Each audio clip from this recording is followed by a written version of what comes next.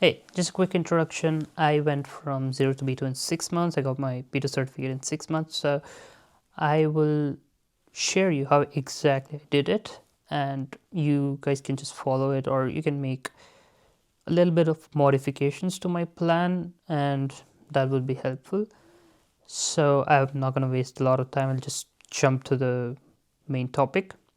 So how I started was I just wasted a lot of time experimenting, trying to find a good approach. So I will tell you what I felt was the best. What I felt that my approach was time saving, and it was a pretty good approach. So uh, I'm going to share everything that I know, everything I did, and what I learned from it. So how I started was uh, I found out all the grammar topics that was required for that particular level. So and I used books and all to find out what were the grammar topics that were needed to be learned, and then I watched all the YouTube videos on those grammar topics and learned all the topics first.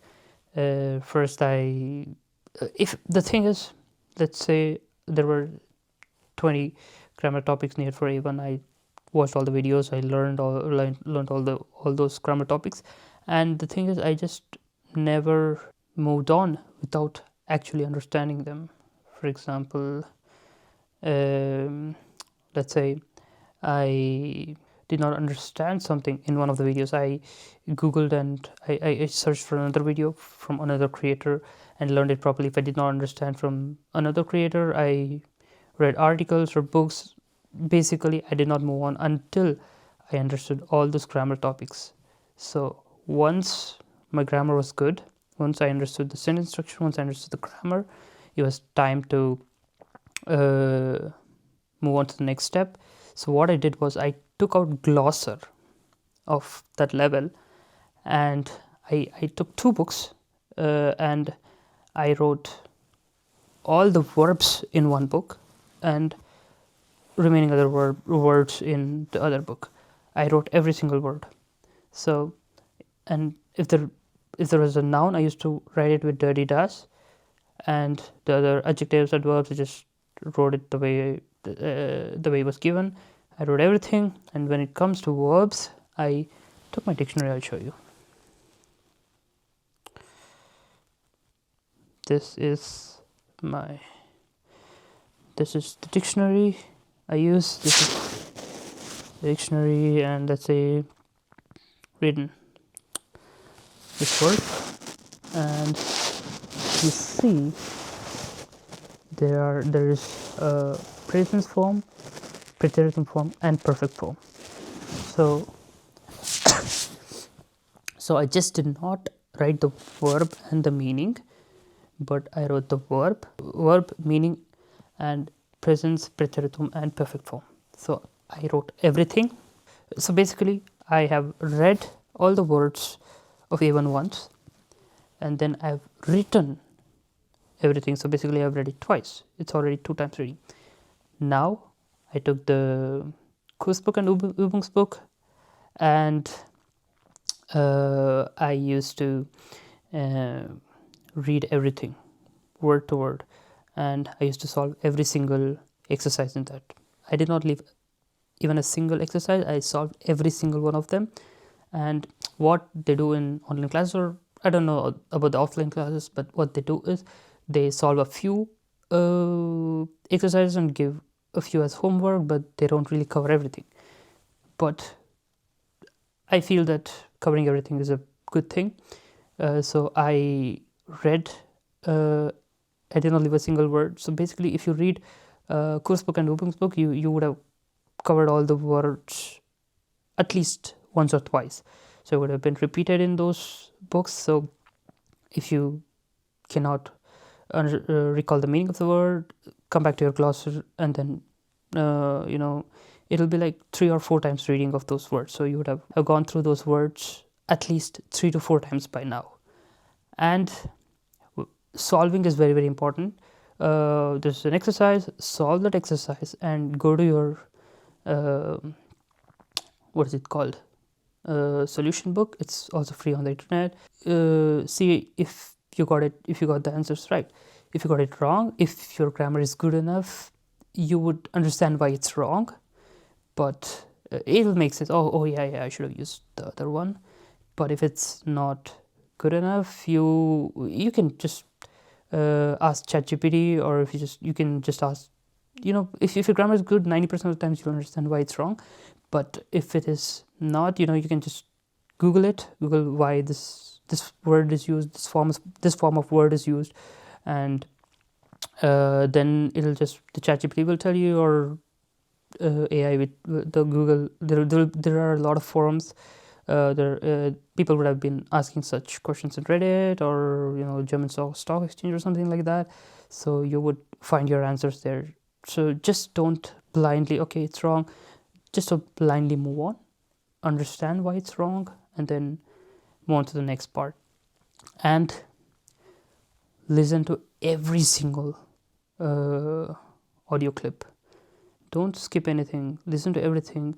And what I used to do was, I listened to the audio clip once and then solved the exercise which was there, but that was not it. Obviously, the first time you wouldn't really catch all the words. I would have probably caught 70 to 80% of the words, and then I used to go back and listen to it again. So now I would have probably got 80 to 90% of the words. Now what I did was, you'll find transcripts online. So third time I used to listen to it, and then I used to either read the transcript and then listen to it, or listen to it with the transcript, so I know all the words now. So now it makes more sense. And the thing is, you would come across new words in course book, Ubuntu book, and transcripts. So you can, if they are the words that you feel that they are used in daily life, or you would probably use them, add it to your glosser. I used to do it. Or if it is some rare word that you will probably not come across, you can just ignore it. And what I used to do was, I used to take, whenever I used to read something, I used to take this Google Lens. In the Google Lens, I used to use this translate option, and once I read it, well, obviously I know all the words now, I understood the sentence, but I wanted to make sure that I have understood everything properly. So I used to use the translate, scan the sentence, and make sure that I have understood it properly. So it was just to make sure that I've understood it properly. And reading is over, listening is over, and then writing is also, you're constantly writing and getting it corrected by ChatGPT or stuff like that, or correcting yourself with the answer keys. So it'll improve everything slowly. You would have probably you would have not written you would have not used capital letters for the noun, that ChatGPT will tell you that, okay, you have not used a capital letter here, and those tiny mistakes, you can get it corrected. And then repeat the same thing for every single level.